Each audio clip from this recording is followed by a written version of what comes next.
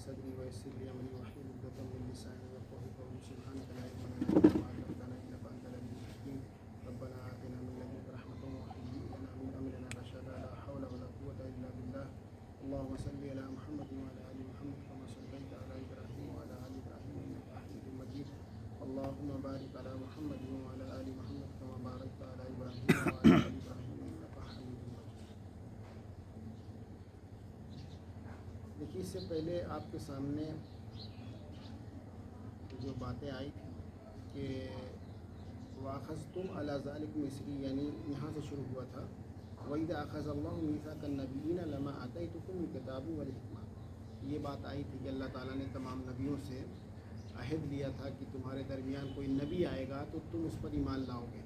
یہ بات شاید آپ لوگ کو یاد آ رہی ہو، تو پیچھے تھوڑا سا یاد دلا کر کے ہم آگے بڑھ رہے ہیں تاکہ آپ کو یہ پتہ چلے کہ وہیں سے بات شروع ہوئی ہے اور جس کانٹیکس میں بات چل رہی ہے آپ کے سامنے وضاحت کے ساتھ انشاءاللہ بات آئے. تو یہاں تک یہ بات پہنچی تھی ہے نا کہ تمام نبیوں سے اللہ نے عہد لیا تھا کہ کوئی نبی تمہارے درمیان آ جائے گا تو آپ لوگ کیا کریں گے؟ رسول بما معکم لتؤمنن بہ ولتنصرنہ، کہ تم اس پر ایمان لاؤ گے اور اس کی نصرت بھی کرو گے. تو سب نے اقرار کر لیا تھا. تو پھر اللہ تعالیٰ نے کیا فرمایا؟ فمن تولی بعد ذالک، جو کوئی پھر جائے گا، یعنی اس بات کو نہیں مان. کس سے کہا یہ بات کہی جا رہی ہے؟ انبیاء علیہ السلام سے ہے نا. فمن تولی، جو کوئی پھر جائے گا یعنی بات نہیں مانے گا، بعد ذالک فاولئک هم الفاسقون، تو پھر وہ نافرمان ہوگا اللہ کا. اگر اس نے آنے والے نبی کی مدد نہ کی اور اس کی نصرت نہ کی، اس پر ایمان نہ لایا، تو وہ اللہ کا نافرمان ہوگا. تو وہ اس سے پہلے بات آئی تھی کہ خضر علیہ السلام کے بارے میں کہ وہ جو ہے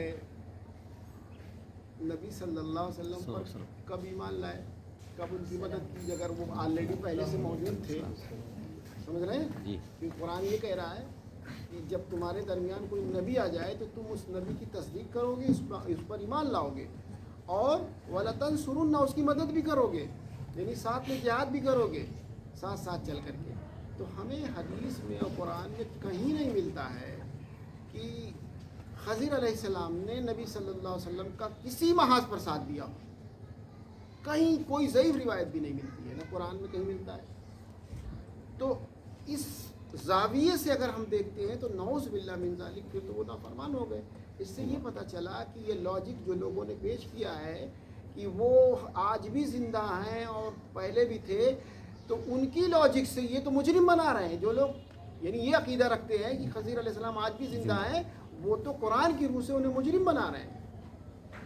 جیسے عیسیٰ علیہ السلام نے کبھی نہیں کہا کہ میں اللہ کا بیٹا ہوں، ہے نا. جو لوگ دعویٰ کر رہے ہیں کہ نہیں وہ اللہ کے بیٹے ہیں، نعوذ باللہ، وہ تو مجرم بنا رہے ہیں ان کو. کہ اگر ایسا انہوں نے دعویٰ کیا تو مجرم ہو جائیں گے نا. تو معلوم یہ پتہ یہ چلا کہ یہ باطل عقیدہ ہے، ایسا نہیں ہے نا. اب وہاں سے بات شروع ہوئی، یہاں تک میں نے بات رکھی تھی، تھوڑا سا میں نے ریپیٹ کر دیا تاکہ آپ کو بات سمجھنا آسان ہو جائے. غور سے سنیے گا. ایک جگہ ہم نے بیان کیا تو ہم سوچے بھائی یہاں توحید پرست لوگ ہیں، اہل حدیث لوگ ہیں، تو ہم نے کہا کچھ علمی بات کیا جائے. بعد میں اسی طریقے کی باتیں تھیں. ویسے اور لوگ آتے ہیں، چاہے کوئی بھی مقرر آئے، تو وہ نماز پر، زکوٰۃ پر، اخلاق پر بول کے جاتے ہیں، سب کو بات سمجھ میں آ جاتی ہے آسانی کے ساتھ. میں نے اس ٹائپ کی بات کی، وہ کہہ رہے ہیں آپ کا بیان ہی نہیں سمجھ میں آیا. کیونکہ توحید پرست تھے پورے، اس میں دوسرے نہیں تھے. تو ہم نے سوچا یار یہ کیا ہو گیا. تو اصل میں جو سیدھی سیدھی بات ہوتی ہے، جیسے آپ نماز پہ سمجھا رہے ہیں، وہ سمجھ میں آتی ہے بات. تھوڑا جب مسئلے مسائل چلتے ہیں تو وہ عام آدمی جب وہ دین سے لگا ہوگا، شغف ہوگا، تبھی سمجھے گا. اگر وہ دین سے نہیں لگا ہے، اس کو شغف نہیں ہے، تو وہ نہیں سمجھ پائے گا. اب دیکھیے وہاں شروع ہو رہی ہے بات، بہت زبردست بات ہے، سنیے گا. اللہ تعالیٰ کیا فرماتا ہے؟ افغیر دین اللہ یبغون ولہ اسلم من فی السماوات والارض، کیا یہ لوگ اللہ کے دین کے علاوہ کوئی اور دین تلاش کرتے ہیں؟ دیکھیے بڑے پوائنٹڈ بات ہے. یعنی جب آپ کے سامنے فائنل ڈیسیزن پیش کر دیا گیا، قرآن پیش کر دیا گیا، دین پیش کر دیا گیا، فائنل ڈیسیزن آ گیا، نبی صلی اللہ علیہ وسلم لے کر کے آ گئے، اب اس میں اور کوئی دین آپ نہیں تلاش سکتے یا اور کوئی نیا دین آپ نہیں بنا سکتے. اگر آپ اس دین کے علاوہ کوئی اور دین بنانے کی کوشش کر رہے ہیں یا کوئی دین اور تلاش کر رہے ہیں تو آپ شریعت سے، اللہ اور رسول سے بغاوت کر رہے ہیں. تو لوگ جو تھے اس وقت اپنا اپنا دین بنانے کی کوشش کر رہے تھے، خاص طور سے یہود و نصارہ، ہے نا. فائنل ڈیسیزن آ گیا نا، تو اب آپ اپنا اس میں یہ نہیں کہ آپ کوئی بھائی ٹھیک ہے ہم بھی اسی دین کے ماننے والے ہیں، ہمارا نظریہ الگ ہے، نہیں چلے گا. آپ جیسا مثال کے طور پہ تھوڑا اور واضح کر کے بات کرتا ہوں، ہے نا بھائی، کہتے ہیں بھائی 4 مسلک ہے نا، یہ بات سنتے ہوں گے آپ، بارہا سنتے ہوں گے، اور چاروں کا آپ دیکھیں گے نظریہ زمین آسمان کا فرق ہے. جی، زمین اور آسمان، ایک کہہ رہا ہے حرام تو ایک کہہ رہا ہے حلال. ایک کہہ رہا ناجائز، ایک کہہ رہا ناجائز، ایک کہہ رہا طلاق ہو گیا، ایک کہہ رہا نہیں ہوا ہے نا. اس طریقے کا آپ کو کنٹروورسی ملے گی. تو معلوم یہ پڑا کہ جب کنٹروورسی آ جائے تو اسلام نہیں ہے. اسلام میں کنٹروورسی نہیں ہو سکتی، سمجھ رہے ہیں؟ یعنی اللہ کی بات میں تضاد نہیں ہو سکتا. بے شک بے شک. اللہ کی بات ہو تضاد ہو اس میں، ایسا نہیں ہو سکتا. اگر تضاد ہے تو اس کا مطلب کہیں سے مس انڈرسٹینڈنگ ہے، سمجھنے میں بات فرق ہو رہی ہے سامنے والے کے. اللہ رب العزت و اس کا رسول ایسی بات کر ہی نہیں سکتا. بے شک. کہیں کچھ اور کہیں کچھ، یہ ہم آپ کریں گے، ہے نا. تو اب یہ کہ بھئی یہ حق، اب سب کا دین الگ ہو گیا. بھئی ان کا دین الگ، ان کا مسلک الگ، ان کا مسلک الگ، ان کا دین الگ، سب کا دین الگ ہو گیا. کہتے بھی ہیں بھائی ہمارا مسلک الگ ہے، ہمارا دین الگ ہے. تو بھائی آپ کا دین الگ ہے، کس نے کہا آپ کو الگ کرنے کے لیے؟ کس سے پوچھ کے کیا آپ نے؟ اس بات کی اجازت کس نے دی آپ کو کہ آپ اپنا الگ دین بنائیں؟ اور پھر ظلم یہ کہ الگ دین بنائے، اس کے بعد پھر ایک دوسرے کو آپ نے اسلام سے خارج کرنا بھی شروع کر دیا. یہ بھی آپ کو دیکھنے کو ملے گا. تو الگ الگ لوگوں نے دین بنائے اس وقت بھی، یعنی یہودیوں میں، اس میں نصارہ میں یہ روش ہمارے یہاں بھی چلی آئی. لوگوں نے اپنا اپنا دین الگ الگ بنا لیا. تو اب اللہ تعالیٰ کیا فرماتا ہے؟ افغیر دین اللہ یبغون، کیا وہ تلاش کرتے ہیں اللہ کے دین کے علاوہ کوئی اور دین؟ حالانکہ فائنل ڈیسیزن آ چکا ہے، اب دوسرا دین آپ تلاش نہیں کر سکتے. دین آپ کو تلاشنا اسی قرآن میں، اسی قرآن کے مطابق، نبی کی سنت کے مطابق. اس کے خلاف آپ نہیں جا سکتے ہیں. اگر آپ اس کے خلاف جائیں گے یا اپنا کوئی نظریہ پیش کریں گے تو آپ جو ہے پھر اس سے بغاوت کرنے والے ہوں گے. اچھا ایک بات اور میں ضمناً بتلا دوں، میری مجبوری ہے. قرآن ایک ایسا، وہی ہے، آپ کہیں گے آپ بار بار وہی بات، میں کیا کروں؟ وہ قرآن جو ہے بار بار اس طریقے کی باتیں کر رہا ہے، اور واللہ میں کہیں سے چھوڑ چھاڑ کے بھی بات نہیں کر رہا ہوں کہ مطلب کوئی ایک آیت چھوڑ کے کود گیا. جیسے پارا کے پاس میں ایک تفسیر کر رہا تھا، آج سے کچھ سال پہلے کی بات ہے، تقریباً مان لیں 3-4 سال 5 سال جو بھی کم و بیش ہوا ہوگا. تو جب میں نے تفسیر تو اسی طریقے کی باتیں آ رہی تھیں. تو اس میں کچھ ساتھی تھے جماعت کے، بہت قربانی دینے والے، 4 مہینہ لگانے والے، تو ان کو برا لگنے لگا. تو میں نے کہا کہ دیکھ لیجیے آپ، یہ قرآن بیان کر رہا ہے، میں بیان کر رہا ہوں. تو انہوں نے کہا ایسا ہے کہ اس کو آپ جہاں جہاں ایسی بات آئے تو چھوڑ دیجیے. ہم کہیں یار یہ کیسے ہوگا، یہ ہم نہیں کر سکتے، ہے نا.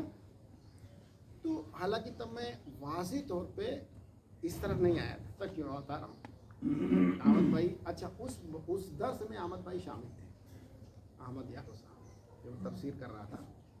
تو ہم نے کہا یہ سیریل نمبر سے چلے گا، چھوڑ چھاڑ نہیں کریں گے ہم. تو اس نے کہا نہیں، اس طریقے کی جہاں بات آ جائے، ہے نا، یعنی جو اللہ تعالیٰ لوگوں کو ڈانٹ پلا رہا ہے اور یہ ساری باتیں منع کر رہا ہے کہ کیا کر رہے ہو تم لوگ، فرقہ واریت پیدا کر رہے ہو، یہ ساری باتیں آ رہی تو اس کو برا لگ رہا تھا. بعد میں وہ چونکہ ذمہ دار بھی تھا اس مسجد کا، اسی کے ہاتھ میں پوری مسجد. تو اس نے کہا کہ آپ جو ہے درس بند کر دیں، درس بند کروا دیا. اور اس کے بعد پھر اس نے کیا کیا، مجھے بتائے بغیر مناظرہ رکھ دیا. کس سے؟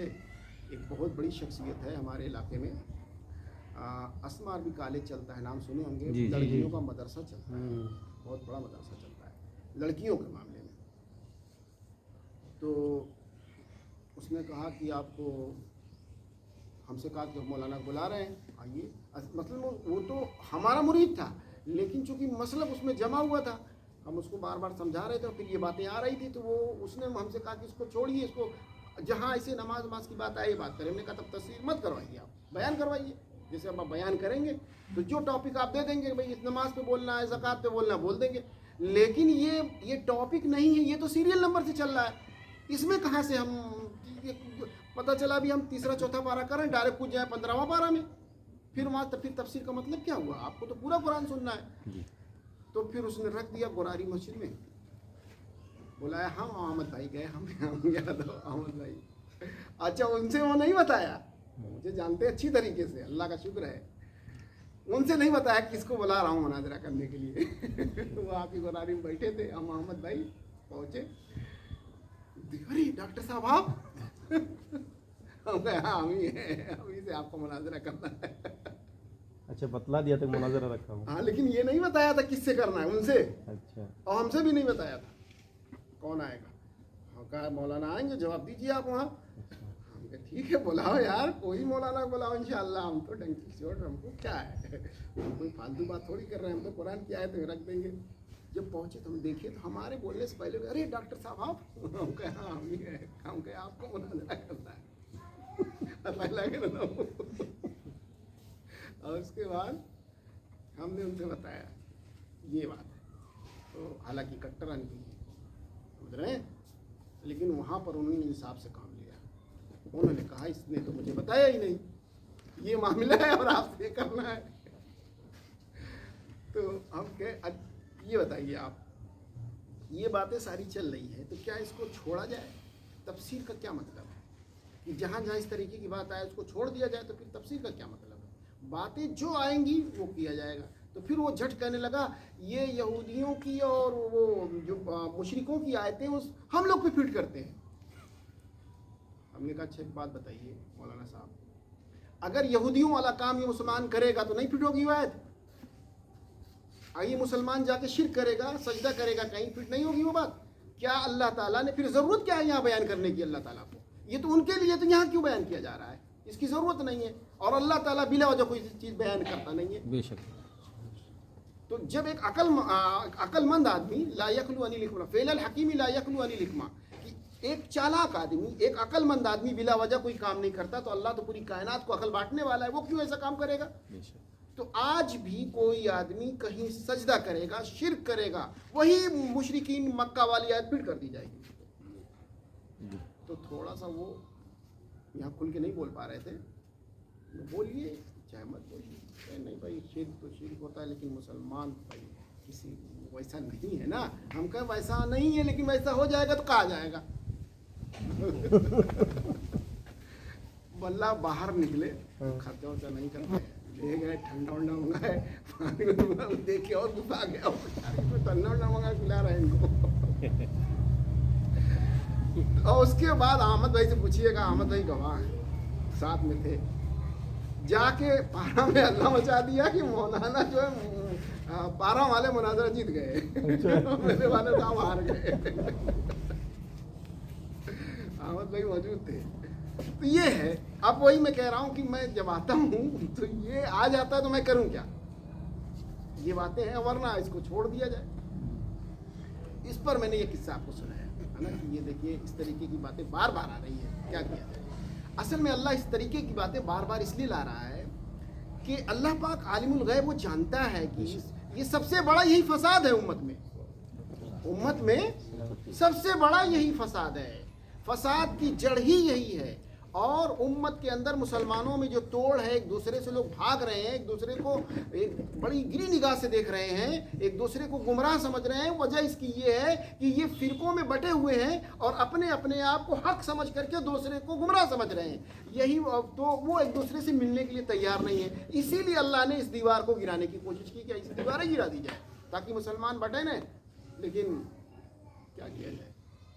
आप कैसे एक शेर है कि आँख वाले तेरी कुदरत का नज़ारा देखें, दीदाए को گور کو کیا نظر آئے کیا دیکھے، جس کے بعد یہ نہیں ہے اس کو کچھ نظر نہیں آتا. تو آنکھ ہے اس کی قدرت کا نظارہ آپ دیکھیں گے، جب آنکھیں نہیں ہے تو کی قدرت کا نظارہ آپ کو نظر نہیں آئے گا. تو اللہ نے کہا کہ فائنل ڈیسیژن آ گیا، اب آپ اپنا کوئی مسلک کوئی دین نہیں بنا سکتے. اگر آپ بناؤ گے تو پھر آپ اللہ کے باغی قرار دیے جاؤ گے. آپ کو قرآن اور سنت جو ٹریک دی گئی اس سے ہٹنا نہیں ہے. یہی آپ کے لیے دلیل ہوگی. جب کوئی مسئلہ آئے گا تو آپ وہی دلیل بنائیں گے. لیکن جانتے ہیں ظلم کیا ہے کہ جو دلیلیں موجود ہوتی ہیں اس پر ہی اجتہاد کیا جاتا ہے. یہ ہے پریشانی. میں ایک مثال کے طور پہ بات سمجھاتا ہوں آپ کو. جیسے نبی کریم صلی اللہ علیہ وسلم آپ سے کوئی سوال کرے کھانا کس ہاتھ سے کھاتے تھے، پانی کس ہاتھ سے، آپ جواب دیں گے دائیں ہاتھ سے کھانا کھاتے تھے، دائیں ہاتھ سے پانی. یہی کہیں گے نا. اب اس پہ صحیح حدیث آپ کو مل گئی، اس پہ صحیح حدیث بھی ہے. اب آپ ایمانداری سے، جتنے لوگ بیٹھے ہوئے ایمانداری سے بتائیں اب اس پہ اجتہاد کرنے کا تک کیا بنتا ہے. جب دلیل آ گئی اب کوئی شخص یہ کہے کہ بھئی میں اجتہاد کروں گا کہ دائنے سے کھایا جائے کہ بائیں سے کھایا جائے، یہ تو ظلم ہے دین کے ساتھ. اسی طریقے سے حدیث میں ہے کہ بھئی کوئی پوچھے کہ بھئی داڑھی، تو آپ اس کی دلیل بخاری میں ملے گی کہ آپ کو لہا قص السواری کہ داڑھی بڑھاؤ اور مونچھ بس. ٹھیک ہے. اب کوئی اجتہاد کرے کہ داڑھی رکھنا ہے یا نہیں رکھنا ہے، اس پر اجتہاد نہیں ہوگا. اختلاف آپ اس پر کر سکتے ہیں. کس پر جانتے ہیں؟ داڑھی رکھنے پر نہیں. داڑھی کی تو نس آ گئی نا، وضاحت آ گئی داڑھی رکھنا ہے، اس پر آپ کر سکتے ہیں. حدیث میں ہے بڑھاؤ، اب کتنی بڑھاؤ اس پہ آپ کر سکتے ہیں اختلاف. سمجھ رہے ہیں؟ اس لیے کہ داڑھی جو ہے کیا مطلب، اگر آپ کی پیر تک جا رہی ہے اس کی کچھ حد ہوگی نا. اس میں اختلاف علماء کا ہے، بڑے بڑے سلفی علماء کا بھی اختلاف ہے. آپ دیکھ لیں اٹھا کر کے. امام البانی رحمۃ اللہ علیہ کا ہے کہ ایک مونچھ سے زیادہ کاٹ دی جائے. دیکھ رہے ہیں اس سے زیادہ، اور میں فتویٰ پیش کر سکتا ہوں ان کا. اس لیے کہ شریعت میں ایک حد ہے. سمجھ رہے ہیں؟ اچھا بہت سارے علماء کا ایک یہ سلفی علماء کا فتویٰ ہے کہ نہیں جتنی جا رہی ہے جانے دو. میں اپنی بھی رائے پیش کر دیتا ہوں. بھائی میں تفسیر کر رہا ہوں تو میری بھی رائے لیجیے آپ.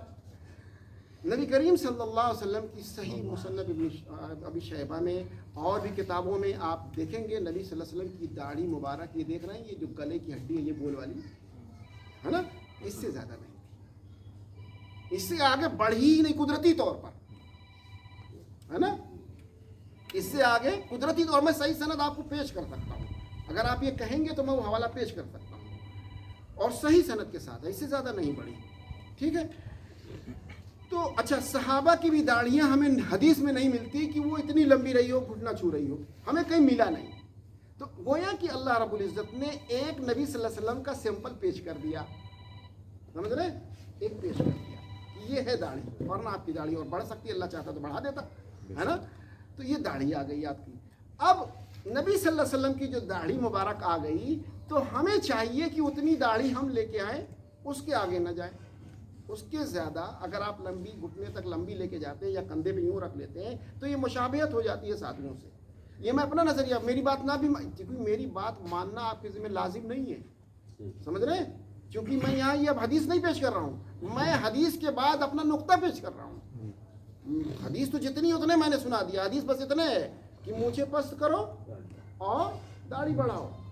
تو میں نے جو میرے قرآن اور حدیث کی جو میں نے پڑھا، مجھے جو سمجھ میں آیا کہ کم سے کم کوئی آدمی داڑھی چہرے پر ہے، چھوٹی ہو یا بڑی، ہے نا، تو وہ ان میں شمار نہیں ہوگا. چاہے چھوٹی ہے جو بالکل نہیں رکھتے، لیکن نبی کی سنت نہیں مانا جائے گا اس کو. نبی کی سنت وہ ہوگی جو ایک مشت، یعنی جو آپ کی یہ تھی نا نہر یہاں تک، اس کے بعد اگر جا رہی ہے تو آپ کاٹ سکتے ہیں. اب رہا دونوں فتویٰ آپ کے سامنے. اب آپ کو یہ لگتا ہے کہ نہیں زیادہ فتویٰ یہ صحیح ہے کہ بالکل چھوا نہ جائے اسے، تو اس پر بھی آپ عمل کر سکتے ہیں. آپ کو حق حاصل ہے کہ نہیں میرے نزدیک، یعنی آپ یہ کہیے کہ میرے نزدیک یہ کہ چھوا ہی نہ جائے، چاہے گھٹنے تک چلی جائے. لیکن میں نے اپنی رائے، چونکہ ضمناً یہ بات آ گئی تو میں نے اپنی رائے پیش کر دیا کہ اگر کسی کی ایک مشت سے زیادہ ہو چکی ہے، اور امام البانی رحمۃ اللہ علیہ کی رائے کو میں پسند کرتا ہوں، میں ان کی رائے، ان کا فتویٰ مجھے صحیح لگا، اس لیے میں اس فتویٰ کو فالو کرتا ہوں. میں نے آپ کے سامنے دونوں بات رکھی. آپ کی مرضی. آپ اگر یہ کہتے ہیں کہ نہیں یہ رائے جو آپ نے پیش کی ہم نہیں مانتے، ہم مطلقاً مانتے ہیں کہ رسول اللہ صلی اللہ علیہ وسلم نے بڑھانے کے لیے کہا تو ہم بڑھائیں گے چاہے جتنی بڑھے. آپ ٹھیک ہے, آپ کو حق حاصل آپ کر سکتے ہیں, لیکن اختلاف آپ اس پہ نہیں کر سکتے کہ رکھنا ہی نہیں ہے, رکھی جائے کہ نہ رکھی جائے. یہ مسئلہ میں سمجھا رہا تھا. اسی طریقے سے پانی پینا ہے دائیں ہاتھ سے کہ بائیں ہاتھ سے, تو جب صحیح حدیث آ گئی پینے کی دائیں ہاتھ سے تو آپ اجتہاد نہیں کر سکتے. یہ لوگ جب صحیح حدیث آ جاتی ہے وہاں اجتہاد کرتے ہیں. بات سمجھ رہے ہیں؟ دین میں جو فساد پیدا ہوا ہے صحیح حدیث ہونے کے بعد فساد پیدا ہوا ہے, کہ جب صحیح حدیث آپ کے سامنے آ گئی تو پھر کیوں اجتہاد کر رہے ہیں؟ اجتہاد تو تب کرتے آپ کہ بھئی ہم قرآن خاموش, حدیث خاموش, اب اجتہاد کریے. تو یہ لوگوں نے کیا کیا کہ صحیح حدیث ہونے کے بعد بھی اجتہاد کیا, اور اجتہاد کرنے کے بعد امت کو فتنے میں مبتلا کر دیا. آج دیکھ لیجئے, بھلے لوگ کہیں کہ نہیں ہم سب بھائی مسلمان مانید ہے, لیکن میں قرآن ہاتھ میں لے کے بیٹھا ہوں کہ مسلمان اپنے علاوہ دوسرے فرقوں کو بہت ہی دوسری نگاہ سے دیکھتا ہے. چاہے اس کو آپ مانے چاہے نہ مانے, وہ اس کو گمراہ سمجھتا ہے نا. اپنے ساتھیوں سے کہتا ہے دور اس کے ان لوگوں کے قریب نہ جانا, یہ لوگ گمراہ لوگ ہیں, ان کی بات نہ سننا. بھلے یہ قرآن حدیث کا نام لے رہے ہیں, لیکن حدیث قرآن کے نام پہ یہ لوگ گمراہ کر رہے ہیں لوگوں کو, اس طریقے کی باتیں پھیلا رہے ہیں لوگ. تو کیا مطلب یہ ہے کہ ایسے کہیں بات چل گئی تو بھلے کہہ دیں گے سارے اپنے بھائی ہیں, لیکن حقیقت میں یہ دل میں نفرت رکھتے ہیں. اس کی وجہ کیا ہے؟ اس کی وجہ یہ ہے کہ قرآن سے ہٹنے کی وجہ سے یہ قرآن کو فائنل ڈیسیژن نہیں مانتے ہیں. مانتے ہیں اس معاملے میں, لیکن جب مسئلہ کی بات آ جائے گی تو کہیں گے عام اماموں کا اقوال دیکھیں گے, اماموں کا فتویٰ دیکھیں گے, وہ کیا کہہ رہے ہیں. یہ نہیں کہتے کہ ہم قرآن بھی دیکھیں گے قرآن کیا کہہ رہا ہے. سمجھ رہے ہیں؟ اب آگے بات اتنی میں نے تھوڑا سا آپ کے سامنے وضاحت کی تاکہ آپ کے سامنے بھی بیان نہیں چل رہا ہے. تو اسی طریقے کی بات جہاں ہوتی ہے تو لوگ کہتے ہیں ان کی بات یہ نہیں سمجھ میں آتی. تو بھائی یہ بیان نہیں چل رہا ہے, یہ تفسیر چل رہی ہے. تو یہاں پر ایک ٹاپک لے کے ہم نہیں چل رہے ہیں. اچھا آگے اللہ تعالیٰ فرماتا ہے من فی السماوات والارض, جو کچھ بھی آسمان اور زمین میں ہے. تم نہیں مانو گے, ادھر بات چل رہی ہے کہ تم اللہ کے فائنل ڈیسیژن کو نہیں مانو گے. سنو کان کھول کر کے, من فی السماوات والارض, جو کچھ بھی زمین اور آسمان میں ہے, طوعا وکرہا والیہ یرجعون, کہ وہ سب نا چاہے خوشی سے یا چاہے لاچاری سے, کراہیت سے, سب اس کے فرما بردار ہیں. یعنی اللہ کی بات کو سب مانتے ہیں, چاہے خوشی سے مانا ہے اور چاہے کراہیت سے مانے, چاہے لاچاری کے ساتھ مانے. ہر مخلوق اللہ کی بات ماننے پر مجبور ہے, اس سے نکل نہیں سکتی. لیکن صرف انسان ایک ایسی مخلوق ہے, اور جنات اس کے اندر جو ہے خناس ہوتا ہے. یہ اللہ تعالیٰ کی قدرت سے اس کی شریعت سے بغاوت کرتا ہے, اور جو مخلوق ہے وہ اللہ تعالیٰ کی فرما برداری پر لگی ہوئی ہے, وہ ایک سیکنڈ کے لیے اللہ کی نافرمانی نہیں کرتی ہے. اب اللہ کے نبی سے کہا جا رہا ہے, نبی جی آپ کہہ دیجئے, لوگوں سے صاف بات کہہ دیجئے, قل آمنا باللہ, ہم تو ایمان لائے اللہ پر, ہم تو ایمان لائے اللہ پر. اب آپ بتائیں جب اللہ پر آپ ایمان لا رہے ہیں تو اللہ کی بات مانیں گے کہ نہیں مانیں گے؟ ایمان لانے کا مطلب کیا ہوا؟ اگر آپ اللہ کی بات نہیں مان رہے ہیں تو پھر اللہ کے ساتھ مذاق کر رہے ہیں آپ. جب آپ اللہ تو اللہ کے نبی صلی اللہ علیہ وسلم سے کہا جا رہا ہے, نبی جی آپ کہیے قل آمنا باللہ, ہم ایمان لائے اللہ پر, وما انزل علینا, اور جو نازل ہوا ہے ہمارے پر, ہم پر نازل ہوا. تو ہمیں تو اس سے یہ پتہ چلا ہمیں بھی, چونکہ ہم رسول اللہ کا کلمہ پڑھے ہیں نا, تو ہمیں بھی ایمان لانا ہے اللہ پر, اور جو کچھ رسول اللہ پر نازل ہوا ہے اس کو کیا کرنا ہے؟ کرنا ہے. کہ یہ بات رسول اللہ پر اتر گئی تو اب ہم کو وہ بات ماننی ہے. اب کوئی شخص رسول اللہ صلی اللہ علیہ وسلم کے فتوے کے خلاف کوئی فتویٰ لے کے آتا ہے تو ہم رسول اللہ کے خلاف آنے والے فتوے کو نہیں مانیں گے. یہی کہا جا رہا ہے نا کہ ایمان کس پر لانا ہے؟ جو کچھ نازل ہوا ہے رسول اللہ پر. وما انزل علی ابراہیم, اور جو نازل ہوا ہے ابراہیم علیہ السلام پر. اب دیکھیے یہاں پر صرف کیا ہم کو بس ایسے ہی ایمان لانا ہے, اس شریعت کو, جو پہلے کی شریعت چل رہی تھی اس کو فالو نہیں کرنا ہے. اس شریعت کو صرف ہمیں ایمان یہ لانا ہے کہ بھئی جتنے بھی نبی آئے اور جتنی شریعت اور کتابیں اللہ نے دی ہم سب پر ایمان لاتے ہیں, بس بات ختم. لیکن شریعت جو فالو کی جائے گی, جس پر چلا جائے گا, وہ رسول اللہ صلی اللہ علیہ وسلم جو شریعت لے کے آئے ہیں. علی ابراہیم و اسماعیل, اور جو اسماعیل پر نازل ہوا, و اسحاق, اور جو اسحاق پر نازل ہوا, و یعقوب, اور جو یعقوب علیہ السلام پر نازل ہوا, والاسباط, اسباط کہتے ہیں ان کی اولاد پر جو نازل ہوا, وما اوتی موسیٰ, اور جو موسیٰ کو ملا, و عیسیٰ, اور عیسیٰ کو جو ملا, والنبیون, اور جو تمام نبیوں کو ملا, من ربہ, ان کے رب کی طرف سے, لا نفرق بین احد, ہم فرق نہیں کرتے کسی میں,